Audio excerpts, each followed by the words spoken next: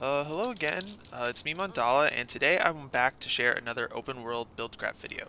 So today I wanted to share my preferred build for Mesmer in open world, my preferred spear build for Mesmer, and that is this Power Virtuoso. So with the release of Janthir Wild, we got 9 new uh, weapons to use on the 9 different classes in Guild Wars 2, and that is the spear, the land spear, the ground spear, and so today I wanted to share one of my preferred builds for using the spear in open world to help people get in the mood for Janthir Wilds, explore new options for buildcraft in open world with these new spear weapons. And I have a few of these builds lined up, but this is the first one I wanted to share, which is the Power Virtuoso Mesmer build. And as you can see, I'm decked out in the new latest gear, the new latest transmogs for the game, and so I'm going to do a pull on the golem, and then we'll talk about it.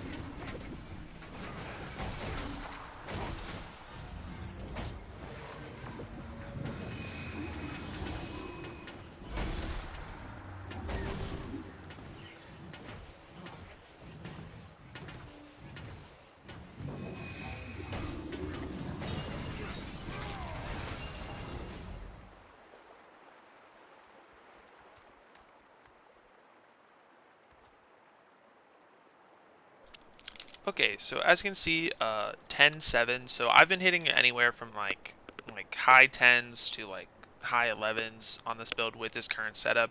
So some things to note is that for kind of like almost exclusively RP reasons, I'm using staff as my secondary weapon on here, paired alongside the spear. And staff is notoriously not a good power weapon on Mesmer or Virtuoso. And so what you can do to get the damage up to maybe like around like 13k ish, maybe like a mid 13, is instead of running the staff, you can run dagger sword with the same setup, and it'll do more damage. Partly this is just because you can maintain vulnerability stacks longer on the dagger sword setup, but at the end of the day, I think the staff setup is fine. It's not that much of a damage loss, to be honest, and it's a bit easier to pilot. I think it's more roomy on certain boon up times and utilizing our trait webs to the fullest of their ability. So um, you should play it with dagger sword, but I'm playing it with staff because it looks pretty. Yeah. So anyway, so to go into the traits, so this is a power virtuoso build, but it's very defensively oriented. And so for the gear, we're in almost full Selly, so everything is celestial except for this one piece, this one assassin's backpack. So this piece is assassins, and everything else is celestial gear. We're running Superior Rune of the Ranger to get our crit cap, and then we're running Spear and Staff with Superior Sigils of Force and Superior Sigils of Accuracy, and then the Relic of Zakiros, which has been a pretty much a staple go to power sustain relic in the open world. Another relic you could use if you're having trouble with conditions is the relic of the mist tides. I don't have access to that relic yet because you have to do a Janthir Sentry heart like 14 times to get it, but I know that relic will be good on this build because I want to use it on one of my other spear builds as well. Uh, so just a heads up that that can be another good relic to use here. So that's the gear. Pretty standard. Again, it's the same setup with the staff that you just switch into Dagger Sword if you want to do more damage, if the damage number is offending you, the 10-7. But to be honest, in open world, that number is fine. You're going to see when I do my demos and stuff that it doesn't really matter. And the key thing to keep in mind here is that one of the core facets of this build is that it has really high burst potential. So as you saw the first number we did, it's like a 15-5. I can get that number up to like 18 even with the staff if I'm really quick pressing the buttons. And if I use like 1,000 cuts instead of just having this sigil of humility here. So yeah, so this build has high burst potential, so you'll see how the lower sustained damage doesn't actually affect us that much in the open world, and also because you're not in a lot of sustained fights in the open world typically, like with mobs, you're not going to get stuck in staff doing like the low power staff damage as you saw in the rotation while you're waiting for um, your signet cooldown and stuff. And I've not nailed the rotation down perfectly, I don't think, so you could probably get a lot more damage if you just found a tighter rotation on this. But this is a rotation that's just ease of use. It's really simple. It's easy to perform, so that's the one I'm doing. And then one sec.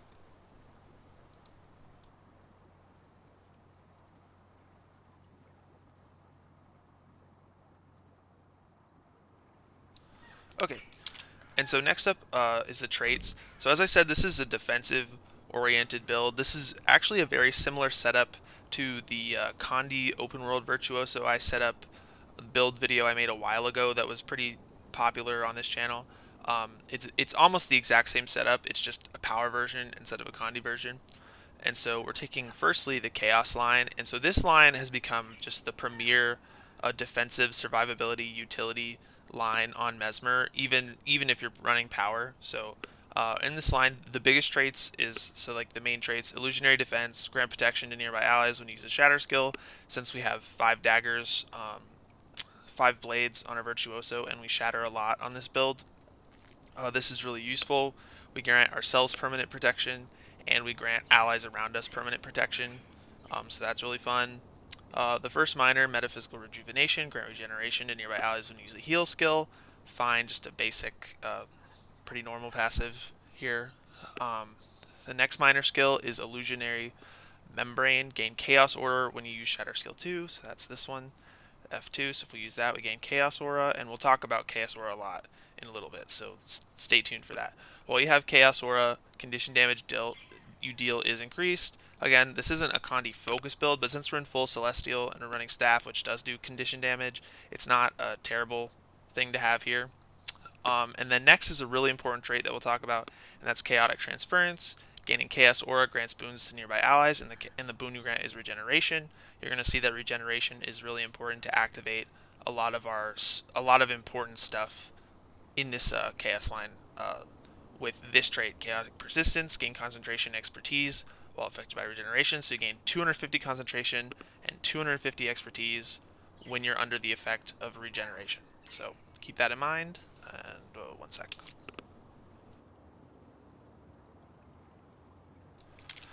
And then lastly, within the Chaos line, we have Bountiful Disillusionment. This is again just a premier utility trait to take. So gain stability when you use a shatter skill, grant an additional boon to nearby allies based on which shatter you use. So you get might for using shatter skill 1, you get vigor for using shatter skill 2, you get fury for using 3, you get a big stack of stability for using your distortion, and then you gain just a minor bit of resistance for using the Blade Turn Requiem. Alright, and so the next line we're taking is Illusions. And so the Illusions line, Cry of Pain, Shatter Skill 2 inflicts more stacks of confusion for an increased duration. Again, not that important because we're power, but you're going to see this line is really about generating quickness and might. So we're taking the staple persistent memory. When a phantasm becomes a clone, it transfers its boons to you. So remember, phantasms become clones after they use their phantasm attack, and then when that happens, all the boons they have on them are going to come to us. The next minor is compounding power. Creating an illusion increases your outgoing damage and condition damage for a short duration. Virtuoso triggers when stocking a blade, right? So every time we stock a blade, we gain a stack of compounding power. So this is a plus 2% damage and condition damage buff, 5 maximum stacks, and so that's a 10% buff to both of our damage types when we use that effectively.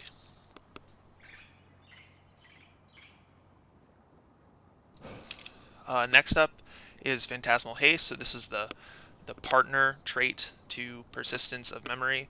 And so Phantasmal Haste, Phantasms spawn with quickness, right? So when you spawn a Phantasm, it has quickness, so it does its attack faster. And then gain quickness when create a Phantasm. And because we're also running that with Persistence of Memory, we gain quickness when we spawn the Phantasm, and then when the Phantasm finishes its attack, the remaining quickness it has is also given to us. And so you're going to see how we use our Phantasms to generate permanent quickness on this build. And it's the same as the other Virtuoso build video I shared. It's the same methodology. Master of Misdirection, Sire skills gain reduced recharge. That's nice because we want to shatter more. That's good. And then finally, Phantasmal Force, the third trio trait with this Phantasm focused build. Phantasms deal increased strike damage for each stack of might you have, which is good because we're at permanent might almost all the time. And then gain might when your Phantasm becomes clones. So we gain 3 stacks of might every time that happens, and we can get up to 25 stacks of Phantasmal Force, which is a 25% damage buff, which is pretty good. Okay, one sec.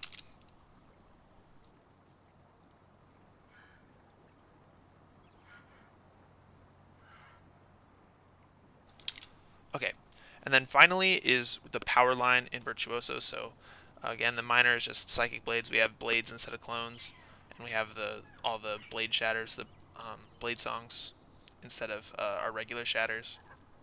So the first trait is mental focus. Strike damage is increased against foes within the range threshold. So as long as we're within range 600, we do increase strike damage, which we're going to mostly try to be on this build. This build is okay to get in close, so that's why this is a valuable trait to take. Next is Deadly Blades. Blades inflict vulnerability on critical hits. After successfully casting a blade song, increase all damage dealt for a short time. This is not stacked, so again, this is where our Vuln generation comes from, and it also is why Dagger Sword is a little better, because every auto attack on Dagger is a blade, and so you just kind of have permanent Vuln when you're on Dagger setup, which you don't have on this setup, but that's, again, you should run Dagger Sword. I'm just running Staff because I like the look of the Staff that I have. Next up is Phantasmal Blades. So Phantasms that successfully complete their attack launch a blade at their expected target. And sorry for the dog making noise. 1 second.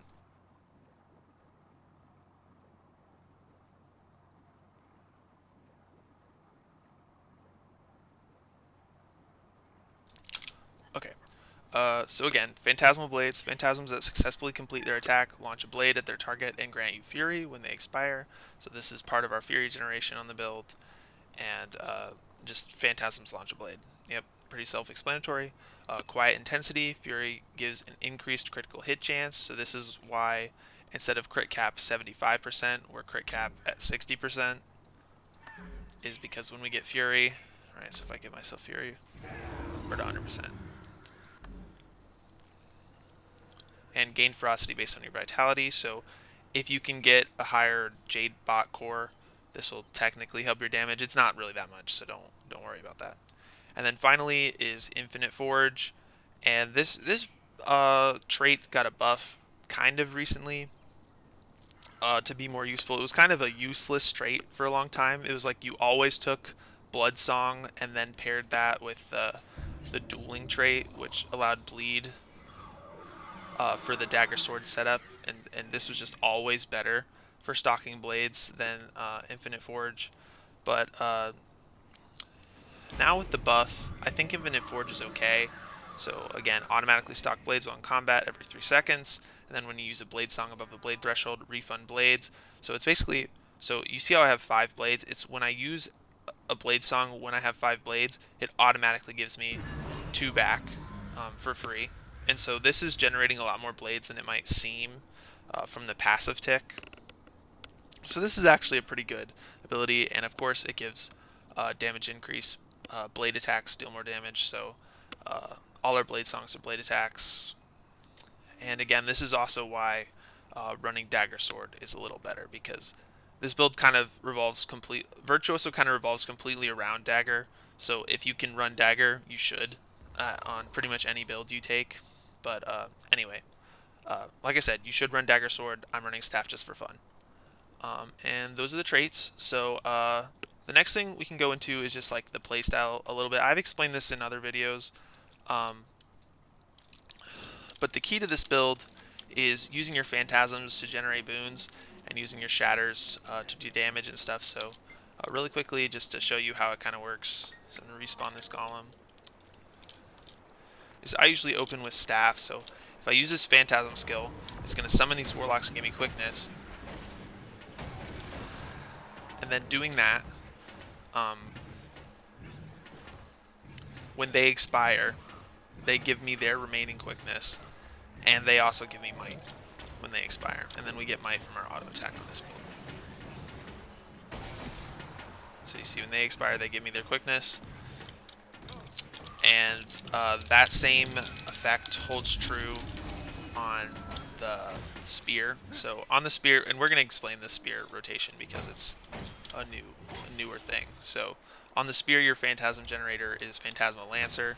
So how this build works is anytime you use the 2 skill and hit, you get this little eyeball above your head, which is called clarity. So your spear skills are empowered. And so the way this build works is, and I'll just let it reset for a second, is you use 2 to get empowered Phantasmal Lancer, which summons 2 phantasms instead of 1.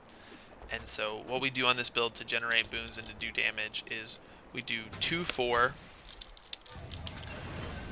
which is our initial Phantasm Burst, and then if I let it reset, so 5 also resets your 2, and then on top of this, we use our heal skill to reset the cooldown of all our phantasms, which includes Phantasmal Disenchanter, which is this utility skill we're taking. So if we do it really fast, right, we're going to go 2-4, 5-2, and use our Phantasmal Disenchanter as well. So like maybe we'll use that at the front end, and then we use the Signet of Ether, and then do the 4 and the 9, the 4, right? So the Phantasmal Lancer, and then the Phantasmal Disenchanter again. And so I'm going to show that real quick.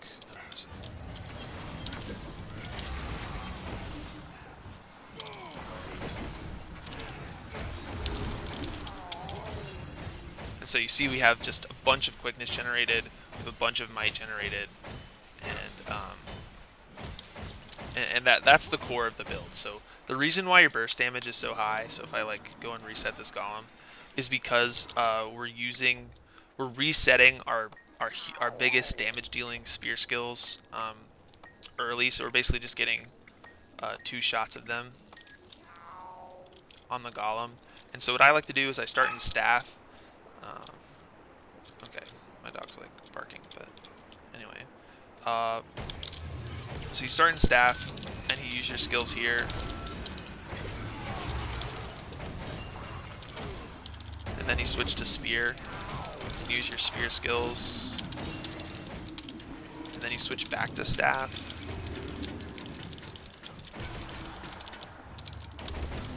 And that burst wasn't high because I didn't do it correctly. Here, I'll try to do it better. One sec.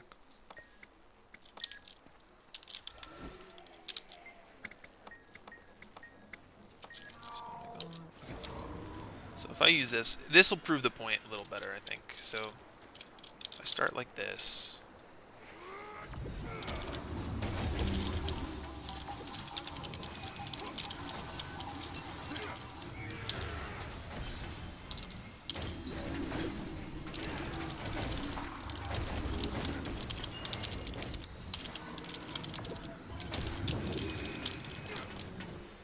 So see, right here I had the 15.8, right? So almost 16k upfront burst, which is pretty good for open world.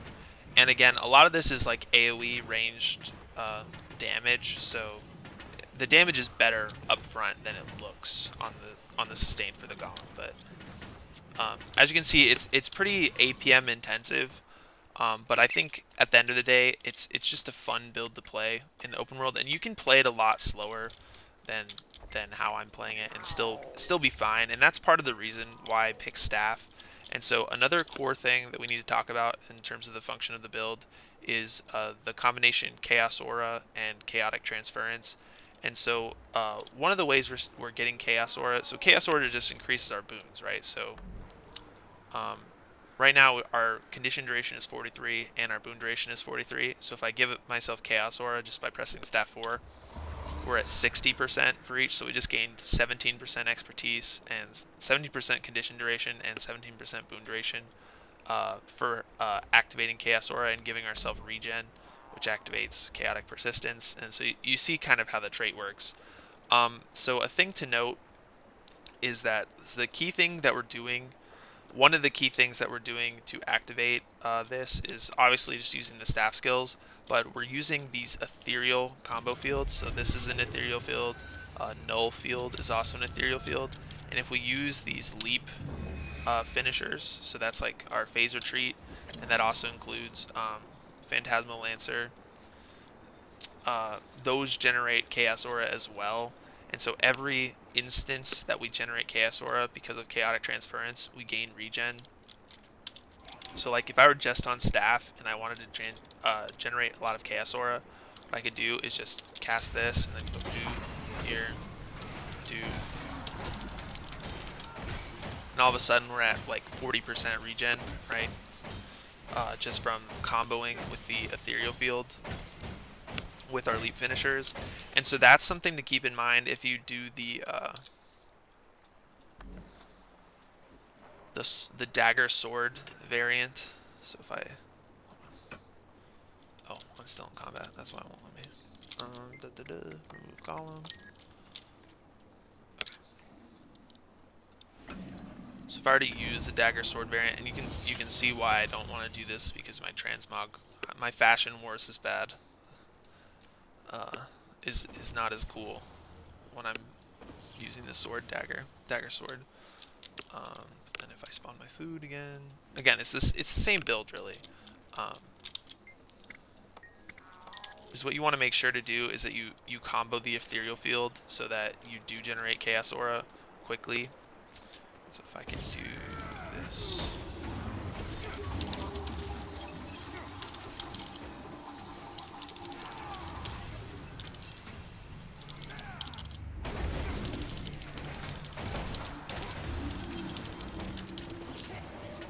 You can go a lot faster than that. I was kind of slow there.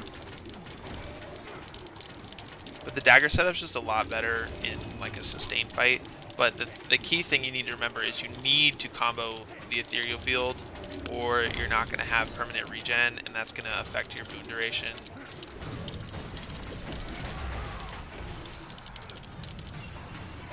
Significantly. But luckily it's pretty easy to do.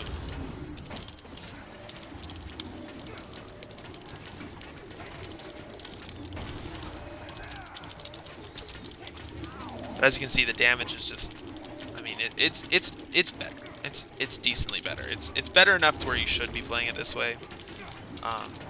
But you do just have to be more cognizant of what you're doing in order to keep the regen uptime, so that you have sustain and you have the boons you need.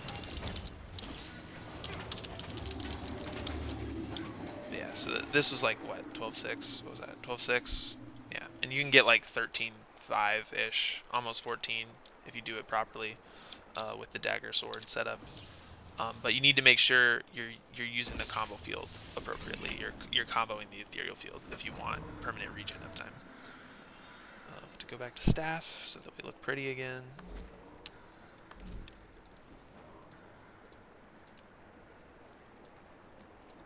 Alright, so that's how the regen works. That's how the phantasms work. What else do I need to talk about? Right, so spear. So the key thing to remember with spear is you can use it fast in the rotation like I was doing, but you also can just slow it down and just use it reactively. So if we spawn the golem again, the spear empowers not just your 4 skill, but also your 3 and your 5 skills. So if you use 2 and then 5, it's a CC, so you do 300 defiance damage. If you use 2 and 3, then the evade will heal you. So it gives increased heal. So cleanse conditions and evade while preparing a strong attack. If you successfully evade, heal yourself. Healing is improved if you have clarity. So if you're like really struggling to stay alive, you can time this dodge appropriately with the 2 skill, and you'll get a pretty generous heal. 4k heal is nothing to sneeze at, and it also cleanses conditions. So this is part of our Connie cleanse for the build, is using this 3 skill. But you can also just use it for damage potential at the end of your stuff. But using it reactively in open world is helpful. And so again, like I said, you can use it all just like rotationally, or you can use it reactively, and both are valid. You're tanky enough on this build where you can kind of just ignore stuff. And because of the quality of life utility that we get from Boundable Disillusionment, where you have stab every time you use a shatter, you're not going to get like CC'd into oblivion on this build very easily. And we're still taking reactive utility in null field, so this is Boon Cleanse, Boon Rip. This is Connie Cleanse and Boon Rip in a field. And that's part of the reason why we take staff, is so we don't have to use this in our rotation. And then I'm also running Psychic Force, which is Stun Break, Knockback, and Defiance bar damage. So this is just a good button to hit if you do happen to get knocked down in the fight, is just save this for that moment in the battle.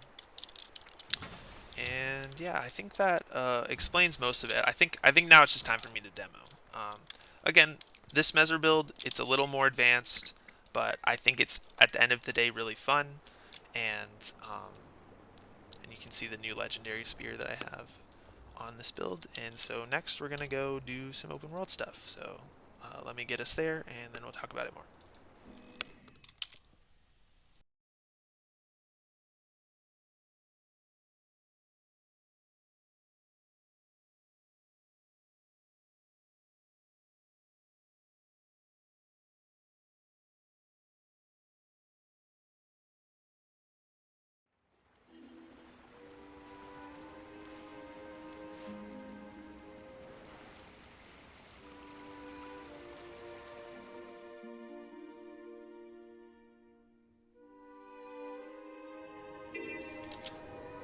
So Path of Fire is a great expansion to test out like solo open world things, because this expansion was made with solo play in mind, with just like solo exploration and doing like hero points and other various tasks by yourself. There's definitely still the like traditional open world group elements in Path of Fire, but this is probably the most solo friendly expansion. And so this is one of the test regions I use a lot. So there's just a bunch of fire gen in their little home here.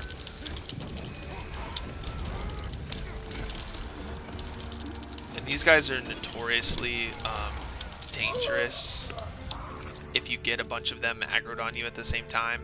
But with this spear build, we have a lot of answers for them. So the key thing when you're fighting these fire gen is they'll put up a big armor buff thing. If you break their CC bar, they're going to die in like 2 seconds. So that's kind of the goal when you fight them. But if you don't break their CC bars, they're really tanky and they do a lot of damage. And so you can kind of see if a build is going to help you by just kind of aggroing all of these Jin at the same time and like running through their lair. And really the hardest part is just getting them all together before you fight them.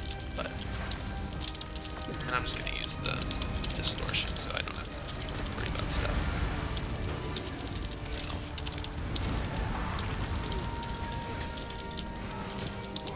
My life is extinguished.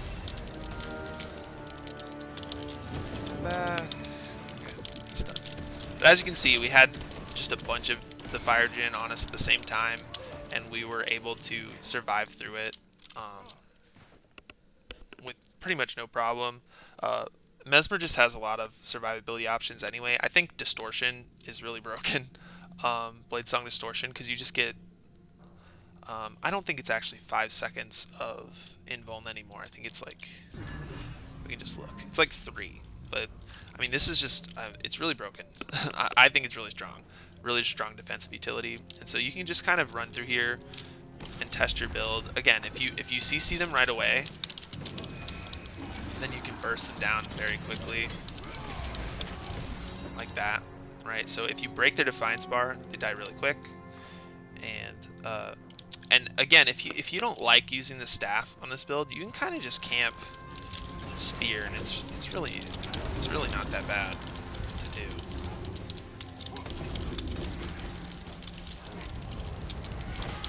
There's another one.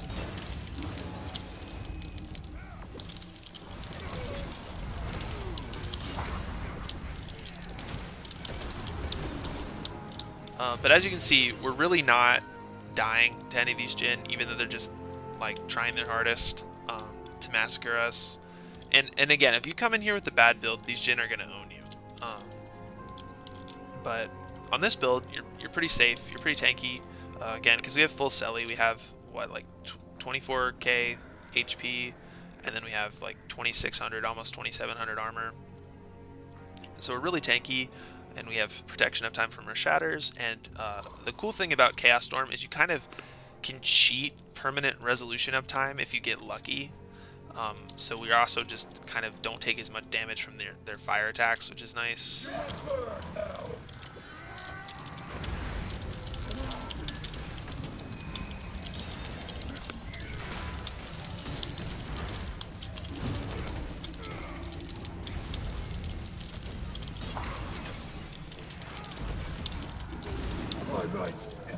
As you can see, really short work. It doesn't feel like you're struggling to fight these creatures at all. And if you're playing more reactively, then you're even safer. I'm just kind of like rolling my keyboard with my face and just doing everything I can to murder them before they murder me. But you can play more defensively and just kind of be full health the whole time while you run through this area. So this kind of just demos like your traditional like mob style open world play, and I missed that ability.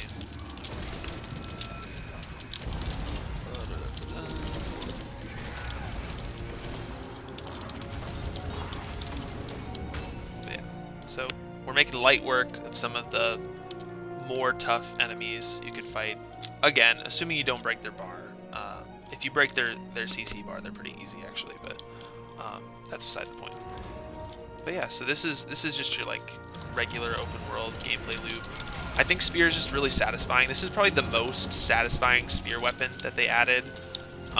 It's not the strongest, I would say. I think the strongest is probably the Revenant spear. And they nerfed that pretty hard, but so this one could end up being the strongest, but I think the Revenant spear is just a little more complete than this one. It's just completely self-sufficient. It's its own gameplay loop. Whereas this one, you kind of do want to use your other weapons if you can. But yeah. So the Jinn stand no chance against our Mesmer here. All right, and so the next thing I wanted to do is just the traditional hero point thing. We're gonna do the hard one just because hard, air quotes. There's a harder one, but that one's no fun to test because you can end up just getting one shot, which is no fun.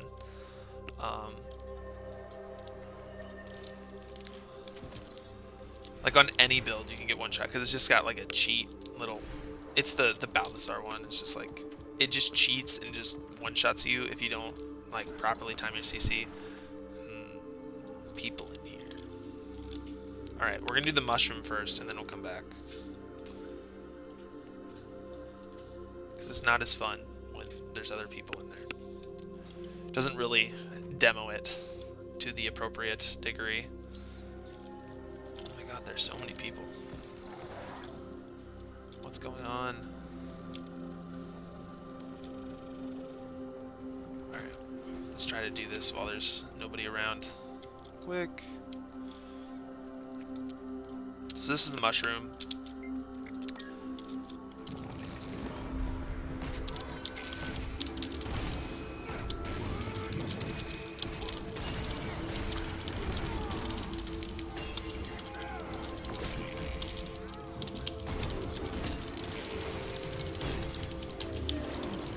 Mushroom's pretty chill on this build because we have the stability, and we can kind of just ignore his attacks a lot of times.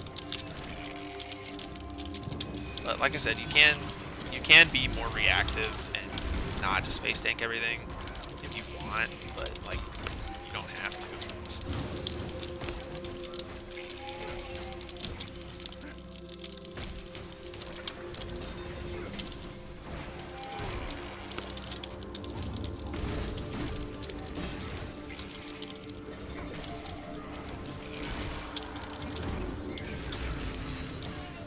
Alright, so there's Mushroom. Really easy on this build. And again, I think the gameplay loop of Spear is just fun, and it sounds good, and it looks good. So that's kind of the reason why we're playing it.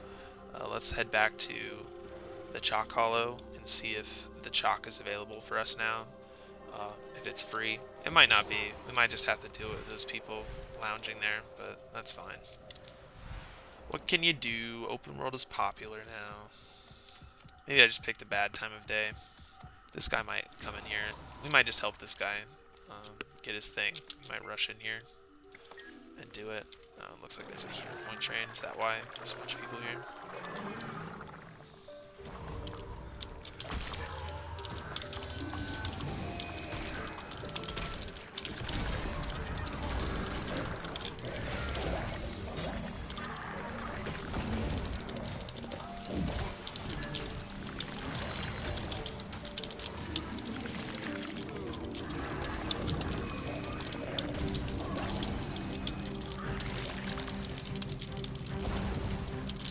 And you do kind of need to be reactive on a fight like this.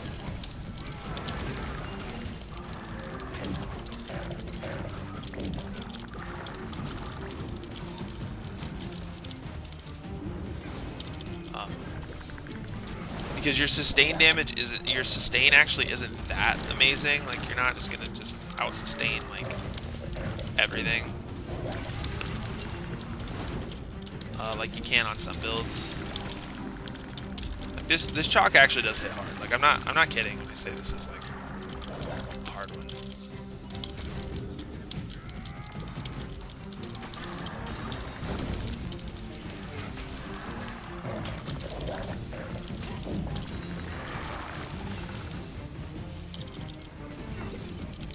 But as you can see, if we play more reactively and we just respond appropriately and don't stand in all the AoEs, it's pretty chill. We heal back up pretty easily. But yeah, so this is Spear Virtuoso. I think it's really fun. I think it's probably the most fun I'm having with the Spear right now. I had a lot of trouble finding Spear builds that were both good and fun. The Spear weapons are kind of like their own thing. So like with Soto, the weapon releases kind of all had very specific identities and use cases within the game. And with Janthir Wilds, the Spears are kind of more just like their own exclusive gameplay loop, all kind of in a similar vein of like DPS utility. I would say like almost like a mix of open world PvE and PvP focused gameplay fantasies. And so I've kind of struggled to fit them in to a really strong open world build because they don't have like they're like kind of a jack of all trades, master of none sort of weapons, and so they kind of fit poorly into like the scheme of maximizing your effectiveness in a PvE setting. But they're good. They're good weapons. I think some of them are pretty decent, and this is one of them. And so this is Spear Virtuoso. Hopefully you can find enjoyment from this build. I think it's really fun. I think it's a good way to get in the mood for Janthir Wilds and play the expansion with the most recent build and weapons. And so I have a few other of these builds lined up. I think the next one I have, which is the Open World Herald build, is probably the strongest of all these. But this is the one I think is the most interesting, and I have a cool transmog for it, so I wanted to show it off. But yeah, so anyway, this is Open World Virtuoso. Really strong build. It's very similar to the Condi Virtuoso I shared before, but it's power version. It's a little burstier, it's a little flashier. Um, and yeah, anyway, so this is one of a few that I'll be doing if these videos do well. So if you like these videos, make sure to make that known somewhere. And I'll see you next time. Okay, later, bye.